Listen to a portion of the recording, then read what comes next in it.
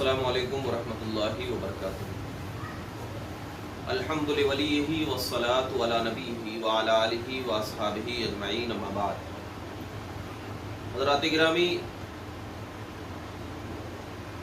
कुरान मजीद में अल्लाह तबारक व तआला ने सूरह तहरीम की आयत नंबर 66 में अल्लाह फरमाता है, फ़इन्नल्लाह हुवा मौलाहु व जिब्रीलु व सालिहुल मोमिनीन वल मलाइकतु बाद ज़ालिका ज़हीरा। इसका तर्जुमा यह है कि बेशक अल्लाह ही उसका दोस्त व मददगार है और जिब्राइल और सालिह मोमिन भी, और उसके बाद सारे फरिश्ते भी उनके मददगार हैं। ये आयत करीमा हमें इस बात की तरफ इशारा कर रही है कि अल्लाह के जो बंदे हुआ करते हैं उनके मददगार सालेह मोमिन भी होते हैं, फरिश्ते भी होते हैं, रसूल भी होते हैं और अल्लाह भी होता है। अब एक हदीस पाक मैं आपके सामने जिक्र कर दूं, और इस हदीस पाक को बहुत सारी किताबों ने जिक्र किया। मैं जामे तिर्मिजी की रिवायत पढ़ रहा हूं। अन शुअबा अन सलमा बिन कुहैल क़ाल समिअतु अबा तुफ़ैल युहद्दिसु अन अबी सरीहा औ ज़ैद इब्न अरक़म शक्का शुअबा अन नबी सल्लल्लाहु अलैहि वसल्लम क़ाल मन कुन्तु मौला फ़अलिय्यु मौला। आज जो मैं आपके सामने ये दो हदीस पाक पढ़ी, मन कुन्तु मौला फ़अलिय्यु मौला, इसकी थोड़ी सी जो तहकीक है वो आपके सामने पेश करूं, क्योंकि बहुत सारे लोग जो है इसमें जो है शक व शुबा में पड़े हुए हैं और मन कुन्तु मौला फ़अलिय्यु मौला के जरिए हजरत अली रदी अल्लाह ताला अन्हु की खिलाफत बिला फस्ल को साबित करना चाहते हैं। यानी कुछ राफजी हजरात ये कहते हैं कि हजरत अली रदी अल्लाह ताला अन्हु को जो खिलाफत है वो बिला फस्ल है, यानी उनके बीच में कोई भी नहीं है, न हजरत अबू बकर सिद्दीक है, न हजरत उमर फारूक है, न हजरत उस्मान गनी रदी अल्लाह ताला की ज़ात मुबारक है, और कहते हैं कि यह अव्वल खलीफा है। तो इसकी क्या तहकीक है मैं आपके सामने पेश कर दूं। सबसे पहले तो ये कि मन कुन्तु मौला फ़अलिय्यु मौला की जो सही माना और मफहूम क्या है वो मैं इंशाअल्लाह ताला आपके सामने बयान करने की कोशिश करूंगा। क्या नबी पाक सल्लल्लाहु अलैहि वसल्लम ने इरशाद फरमाया कि हजरत शुअबा रदी अल्लाह ताला अन्हु सलमा बिन कुहैल से रिवायत करते हैं कि मैंने अबू तुफ़ैल से सुना या अबू सुरैहा से सुना, अबू तुफ़ैल से सुना या अबू सुरैहा से सुना या ज़ैद बिन अरक़म रदी अल्लाह ताला अन्हु से मरवी। शोबा को रावी के मुतालिक जो है ये शक पैदा हो गया है कि रसूल पाक सल्लल्लाहु अलैहि वसल्लम ने फरमाया कि जिसका मैं मौला हूं उसका अली मौला है, जिसका मैं मौला हूं उसका अली मौला है। इस हदीस को इमाम तिर्मिज़ी ने रिवायत किया है और कहा है कि यह हदीस हसन सही है। अब जरा देखिए, शोबा ने इस हदीस को मैमून अबू अब्दुल्ला से, उन्होंने ज़ैद बिन अरक़म से और उन्होंने हुजूर नबी करीम सल्लल्लाहु अलैहि वसल्लम से रिवायत किया है। अब इमाम तिर्मिज़ी ने जो इसको कहा है, अखरजहु तिर्मिज़ी फिल जामिअ सहीह अब्वाबुल मनाक़िब फी मनाक़िब अली इब्न अबी तालिब, हदीस नंबर 3713 है।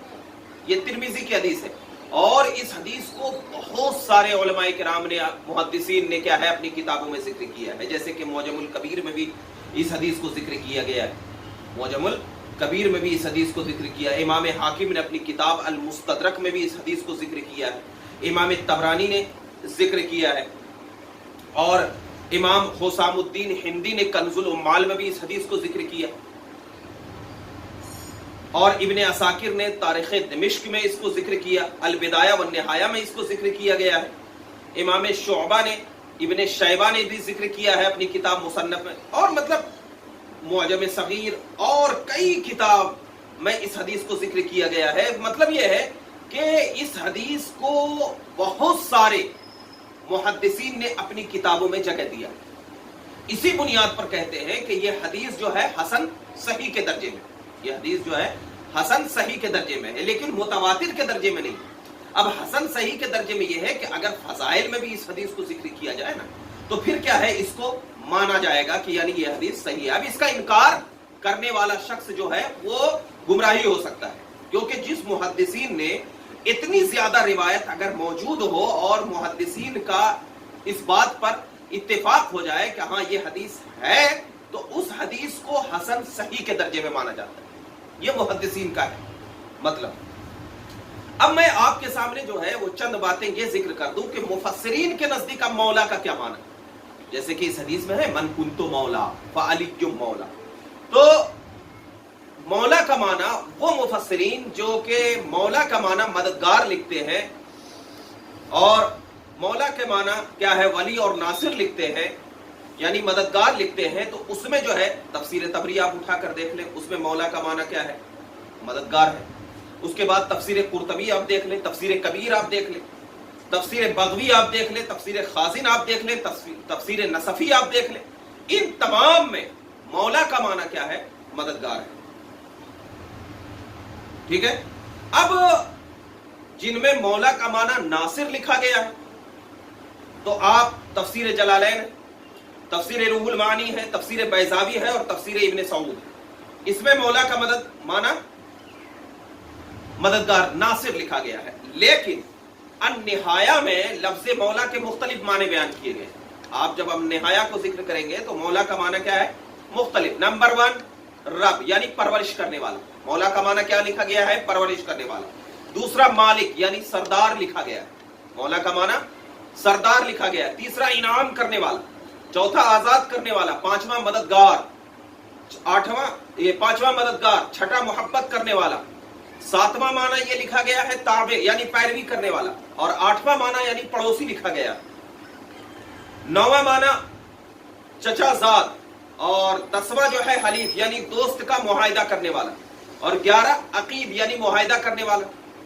اور 12واں معنی یعنی سحر یعنی داماد. غلام. 14واں آزاد شدہ غلام. 15واں جس پر انعام ہوا ہو. 16واں جو کسی چیز کا مختار ہو، کسی کام کا ذمہ دار ہو، اسے مولا اور ولی کہا جاتا ہے. اور 17واں جس کے ہاتھ پر کوئی اسلام قبول کرے وہ اس کا مولا ہے یعنی اس کا وارث ہوگا. اور اس کو ابن اسیر نے اپنی کتاب النہایہ کے جلد 5 صفحہ نمبر 228 پر لفظ مولا کا یہ تمام معنی بیان کیا. اب یہ بات میں ابھی اس لیے آگے لے کر کے نہیں جا رہا ہوں، میں نے آپ کو بتایا کہ مولا کا معنی یہ ہو سکتا ہے. حکیم الامت مفتی احمد یار خان نعیمی علیہ رحمت و رضوان اس حدیث پاک کے الفاظ جس کا معنی میں مولا ہوں علی بھی اس کا مولا ہے کے تحت فرماتے ہیں کہ مولا کے بہت سارے معنی ہیں: دوست، مددگار، آزاد شدہ غلام، آزاد کرنے والا، مولا. اس حدیث پاک میں مولا کے معنی خلیفہ یا بادشاہ نہیں، یہاں مولا بمعنی دوست اور محبوب ہے یا بمعنی مددگار. اور واقعی حضرت سیدنا علی مرتضی رضی اللہ تعالیٰ عنہ مسلمانوں کے دوست بھی ہیں، مددگار بھی. دوست بھی ہے، مددگار بھی ہے. اس لیے آپ رضی اللہ عنہ کو مولا علی کہتے ہیں. یہ مرات المناجی کے جلد 8 صفحہ نمبر 225 پہ ذکر کیا گیا. تو پتہ یہ چلا کہ مولا کا معنی کیا ہے. علماء کرام نے اگرچہ مختلف لکھا ہے، یہاں پر محدثین نے مولا کے معنی کو تخصیص کر دیا ہے کہ یہاں پر مولا کا معنی مددگار ہی ہوگا. یہاں پہ مولا کا معنی یا تو دوست ہوگا یا تو مددگار ہوگا. اب علماء کرام نے تو اس کی تخصیص کی ہے، لیکن اب مولا کا صحیح مطلب کیا ہے یہ ذہن میں رکھیں. علم اللغہ میں امام محمد بن زیاد ابن عرابی ابو عبداللہ ہاشمی رحمت اللہ تعالی علیہ فرماتے ہیں کہ چچا زاد، آزاد کرنے والے، آزاد ہونے والے، کاروباری، ساجھی، معاہدہ کرنے والے، محبت کرنے والے، با اثر اور دوست سب کو مولا کہتے ہیں. نبی کریم صلی اللہ علیہ وسلم کا فرمان جو ہے من کنت مولا فعلی مولا، جس کا میں دوست ہوں اس کا علی بھی دوست ہے. جس کا میں دوست ہوں اس کا علی بھی دوست ہے. یعنی جو مجھ سے محبت رکھتا ہے علی بھی کیا ہے، جو مجھ سے محبت رکھتا ہے وہ حضرت علی سے بھی محبت رکھتا ہے. یعنی یہاں پر مولا کا معنی محبت کرنے والا. تو جس سے میں محبت، جو مجھ سے محبت کرتا ہے تو وہ علی بھی اس سے کیا ہے، محبت رکھتا ہے، حضرت علی سے بھی محبت رکھتا ہے. اب رافضیوں یعنی شیعوں کا یہ کہنا صحیح نہیں کہ سیدنا علی پوری مخلوق کے مولا ہے. اب وہ شیعہ کیا ہے، اس الفاظ سے یہ کہتے ہیں کہ حضرت علی جو ہے وہ پوری کائنات کے کیا ہے، مولا ہے. یہ شیعوں کا طریقہ ہے. یعنی مالک ہے. اس معاملے میں رافضی لوگ کفر کے مرتکب ہوئے. یعنی جو لوگ یہ کہے کہ حضرت پوری کائنات کے مولا ہے تو یہی وجہ سے رافضی لوگ کیا ہوئے؟ کفر کے مرتکب ہوئے. یہ بات تو عقلی اعتبار سے بھی غلط ہے. عقل بھی اس کو نہیں مانتی ہے. کیسے نہیں مانتی ہے؟ کیونکہ ہمیں معلوم ہے کہ سیدنا علی خرید و فروخت کرتے تھے. سیدنا علی کیا ہے؟ خرید و فروخت کرتے تھے. جب تمام چیزیں ان کے ملکیت تھی تو خرید و فروخت کیسی؟ جب وہ خرید و فروخت جب ان کی ملکیت میں تھے حضرت علی کی تو پھر خرید و فروخت کیسے کرتے تھے؟ تو مذکورہ حدیث میں لفظ مولا محبت اور دوستی کے باب سے ہے، جیسا کہ آپ اٹھا کر دیکھیں تاریخ دمشق ابن عساکر رحمۃ اللہ تعالی علیہ. اب ایک چیز یہ ذہن میں رکھیں کہ یمن میں قیام کے دوران حضرت علی رضی اللہ تعالیٰ عنہ کو متعدد واقعات پیش آئے تھے. علماء سیرت نے اس میں متعدد روایت ذکر کی ہے. ان میں سے ایک بطور خلاصہ میں ذکر کر دوں کہ سیرت کی روایت میں یہ ہے کہ یمن کے علاقے سے مال غنیمت میں سے کچھ لونڈیاں آئی. مال غنیمت میں سے کیا ہے؟ کچھ لونڈیاں آئی. ان اموال غنائم سے بطور خمس حضرت علی رضی اللہ تعالیٰ عنہ نے ایک خادمہ حاصل کی. یعنی جو خمس ہوتا ہے تو اس سے حضرت علی رضی اللہ تعالیٰ عنہ نے ایک خادمہ کیا ہے؟ حاصل کی. اس پر دیگر ساتھیوں کو کچھ اعتراض ہوا. وہ موقع پر کوئی خاص کیا ہے بات چیت نہیں ہو سکی. پھر جب یہ حضرات نبی کریم صلی اللہ علیہ وسلم کی خدمت میں حاضر ہوئے اور حج سے واپسی پر مدینہ منورہ کے راستے میں حضرت بریدہ بن خصیب اسلمی رضی اللہ تعالیٰ عنہ نے نبی کریم صلی اللہ علیہ وسلم کی خدمت میں یہ اعتراض پیش کیا کہ حضرت علی رضی اللہ تعالیٰ عنہ سے ہم خوش نہیں ہیں، خمس میں لونڈی حاصل ہوئی ہے. تو جب آپ صلی اللہ علیہ وسلم غدیر خم میں پہنچے تو اس مقام پر آپ صلی اللہ علیہ وسلم نے کچھ دیر آرام فرمایا. اس دوران بعض صحابہ کی طرف سے وہ شکایت پیش کی گئی جو سفر یمن میں حضرت علی رضی اللہ تعالیٰ عنہ کے متعلق پیش آئی. غدیر خم کے موقع پر 18 ذوالحجہ کو جو نبی کریم سن 10 ہجری میں 18 ذوالحجہ سن 10 ہجری میں نبی کریم صلی اللہ علیہ وسلم کے جو وہ پیش کر رہے تھے سن 10 ہجری میں نبی کریم صلی اللہ علیہ وسلم نے ایک خطبہ ارشاد فرمایا. اس خطبے میں نبی کریم صلی اللہ علیہ وسلم نے جن ضروری امور کو ذکر فرمایا ان میں سے ایک چیز رفع شبہات کے درجے میں تھی. یعنی جو شک و شبہ حضرت علی رضی اللہ تعالی عنہ کے تعلق سے پیش آئے تھی تو اس کو نبی کریم صلی اللہ علیہ وسلم نے ان خطبہ میں ذکر فرمایا. وہ حضرت علی کے متعلق تھی جو اعتراض سفر یمن میں حضرت علی رضی اللہ تعالیٰ عنہ کے ہم سفر احباب کو ان کے خلاف پیدا ہوئے تھے. ان کی مدافعت کرتے ہوئے ان کے مدافعت کے لیے نبی کریم صلی اللہ علیہ وسلم نے حضرت علی کی فضیلت بیان فرمائی. حضرت علی کی فضیلت بیان فرمائی اور حضرت علی رضی اللہ تعالیٰ عنہ کی امامت و دیانت کا واضح طور پر ذکر فرمایا. ان کلمات میں ایک کلمہ سب سے زیادہ مشہور ہوا اور وہ کلمات یہ تھے من کنت مولا فعلی مولا. یعنی جو مجھ سے محبت کرتے ہیں علی بھی کیا ہے اس سے محبت کرتے ہیں، یا جس کا میں مددگار ہوں علی بھی اس کا مددگار ہے. تو یہ ان کلمات میں حضرت علی رضی اللہ تعالیٰ عنہ سے جو اعتراض کا ازالہ مقصود تھا اور حضرت علی رضی اللہ تعالیٰ عنہ کی فضیلت اور ان کے حسن کردار کا بیان کرنا پیش نظر تھا. یہ ایک وقتی مسئلہ تھا. اس فرمان نبوت کے ذریعے حسن اسلوبی کے ساتھ اختتام پذیر ہو گیا. مقام غدیر خم میں کوئی جنگ وغیرہ نہیں ہوئی. یہ رافضیوں کا گھڑا ہوا ہے کہ وہاں پر کیا ہے جنگ وغیرہ ہوئی اور نبی پاک صلی اللہ علیہ وسلم نے حضرت علی کو کیا ہے وہاں پر خلافت سے نوازا. یہ کوئی مسئلہ نہیں تھا. مسئلہ یہ تھا کہ جو اعتراضات حضرت علی رضی اللہ تعالیٰ عنہ کے تعلق سے دیگر صحابہ کرام کو ان کے ذہن و دماغ میں جو کشش پیدا ہوئی تھی، جو خلش پیدا ہوئی تھی، تو نبی پاک صلی اللہ علیہ وسلم نے خطبہ کے ذریعے ان صحابہ کرام کے دلوں سے وہ کیا ہے حضرت علی رضی اللہ تعالیٰ عنہ کے تعلق سے جو کشش ہوئی تھی وہ کیا ہے مدافعت کیا. اور ان کو کرنے کے بعد حضرت علی کی دیانت اور حضرت علی رضی اللہ تعالیٰ عنہ کی فضیلت کو ذکر کیا. اور صحابہ کرام نے بھی جب یہ سنا تو حضرت علی رضی اللہ تعالیٰ عنہ کے لیے جو ان کے دل و دماغ میں جو تھی بات ان سے کیا ہو گیا دور ہو گیا. اب یہاں پر رافضی لوگ جو یہ عقیدہ رکھتے ہیں غدیر خم کے واقعے کو بیان کرتے ہوئے رافضیوں کا یہ عقیدہ ہے کہ بڑی اہمیت دی جاتی ہے اور اس سے حضرت علی رضی اللہ تعالیٰ عنہ کے خلافت بلا فصل ثابت کرنے کے لیے ناکام کوشش کی ہے. یہ لوگ اس واقعے کو کیا ہے مسئلہ خلافت کے لیے انتہائی درجہ کی قوی دلیل قرار دیتے ہیں. یہاں پر چند اشیاء غور طلب ہے. اب میں ان کے جو کہتے ہیں کہ مسئلہ خلافت کی یہ قوی دلیل ہے، میں اس کا بھی اعتراض کا جواب دوں گا انشاءاللہ. آپ ذہن میں رکھیں کہ ان پر توجہ دیں. یہ واضح ہو جائے گا کہ یہ دلیل مسئلہ خلافت پر ہرگز ثابت نہیں ہو سکتی. یہ دلیل جو ہے مسئلہ خلافت پر ہرگز ثابت نہیں ہو سکتی. دیکھیے حضرت علی رضی اللہ تعالیٰ عنہ کے متعلق شکایت کا ازالہ جن الفاظ سے نبی کریم صلی اللہ علیہ وسلم نے فرمایا ان میں یہ جملہ مذکور ہے، من کنت مولا فعلی مولا، من کنت مولا فعلی مولا، یعنی جس شخص کے لیے میں محبوب دوست ہوں بس علی ابن ابی طالب بھی اس کے محبوب اور دوست ہیں، اس کے محبوب اور دوست ہیں. یہاں پر مسئلہ خلافت و نیابت کا ذکر تک نہیں ہے. خلافت کا کہاں ذکر ہے؟ یہاں پر تو دوستی اور محبت کا ذکر ہے. مسئلہ خلافت و نیابت کا کوئی ذکر نہیں ہے، اور نہ کسی جماعت کی طرف سے آپ کے سامنے خلافت کی مضمون کو زیر بحث لایا گیا ہے، اور نہ ہی کسی شخص نے اس کے متعلق کوئی سوال کیا جس کے جواب میں آپ نے یہ کلام کیا ہو. کوئی سوال نہیں کیا ہے. پھر اس روایت کے اگلے الفاظ بھی غور طلب ہیں. ان میں موالات اور معادات کو ایک دوسرے کے بالمقابل ذکر کیا گیا ہے. اس سے واضح ہوتا ہے کہ یہاں مولا کے لفظ میں ولایت بمقابلہ عداوت ہے، بمانے خلافت نہیں، بمانے خلافت نہیں. روایت کے وہ الفاظ ہیں کہ اللہم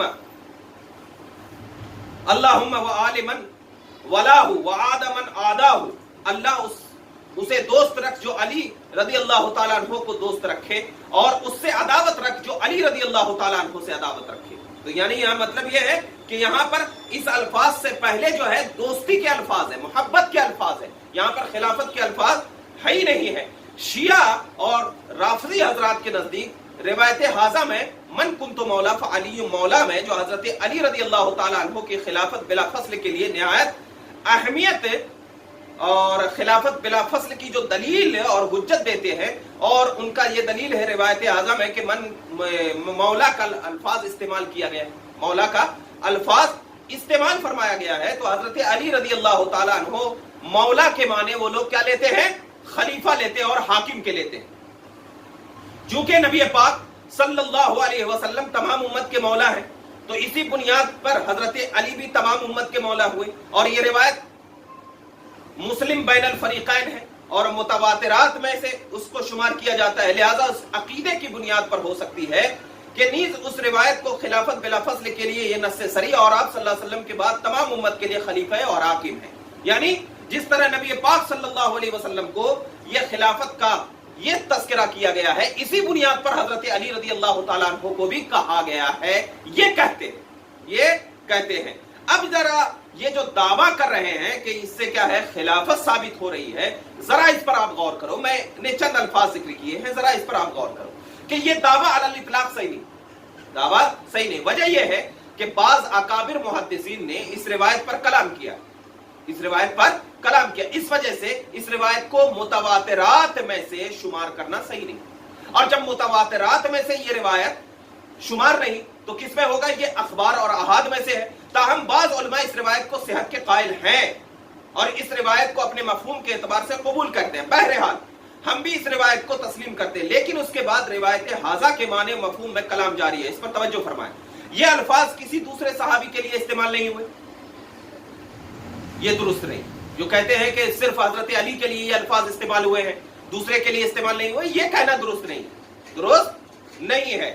اس لیے کہ جناب نبی کریم صلی اللہ علیہ وسلم کے آزاد شدہ غلام صحابی رسول حضرت زید بن حارثہ رضی اللہ تعالیٰ عنہ کے حق میں نبی پاک صلی اللہ علیہ وسلم نے ارشاد فرمایا، قال لزید انت اخونا و مولانا، انت اخونا و مولانا، آپ ہمارے بھائی اور ہمارے مولا ہیں. جیسے دیکھیے مشکات شریف صفحہ نمبر 293، ٹھیک ہے.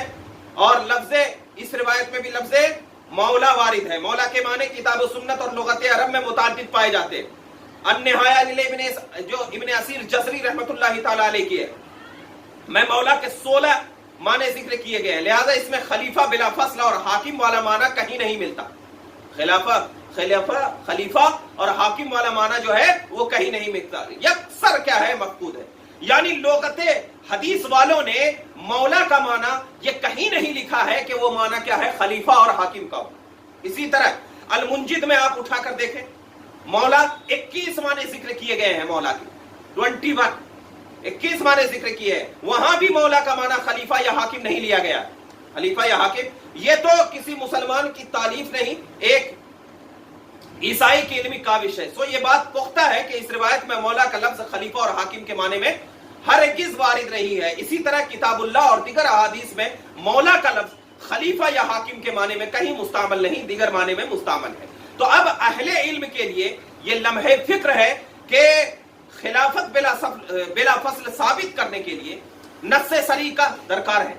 ये नस्से सरी दरकार है। लफ्ज़ मौला जैसे मुजमल अल्फाज है जो मुतअद्दिद माने के लिए हामिल हो और मुश्तरक तौर पर मुस्तामल होते हो, तो ये मुद्दा यानी ये जो दावा किया जा रहा है कि मौला का माना क्या है, यहां पर खिलाफत लिया जाए या हाकिम लिया जाए, ये मुहद्दिसीन और लुगत अरबी में किसी भी लुगत में मौला का माना खलीफा या हाकिम नहीं लिया गया। कहीं पर 21 माना जिक्र किया गया, वहां पर भी नहीं लिया गया।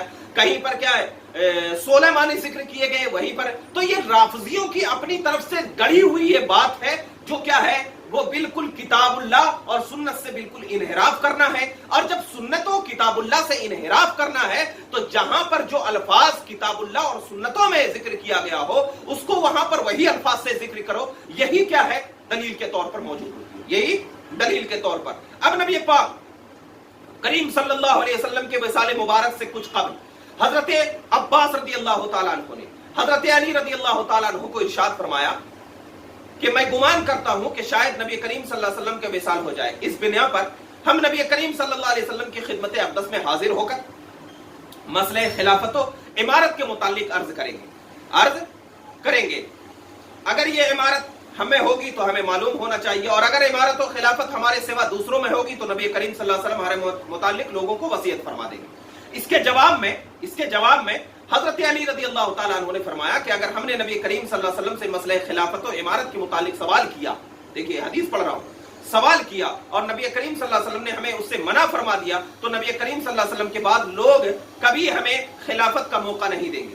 अल्लाह की कसम, नबी करीम सल्लल्लाहु अलैहि वसल्लम से मैं इस बात का हरगिज़ सवाल नहीं करूंगा। चुनांचे हाफिज इब्न कसीर ने बुखारी शरीफ के हवाले से जिक्र किया है, फक़ाल अली अना वल्लाह लइन सअलना लहा रसूलुल्लाह सल्लल्लाहु अलैहि वसल्लम फमनअनाहा ला युतिअनाहा अन्नास बादहु इन्नी वल्लाह ला असअलुहा रसूलुल्लाह सल्लल्लाहु अलैहि वसल्लम।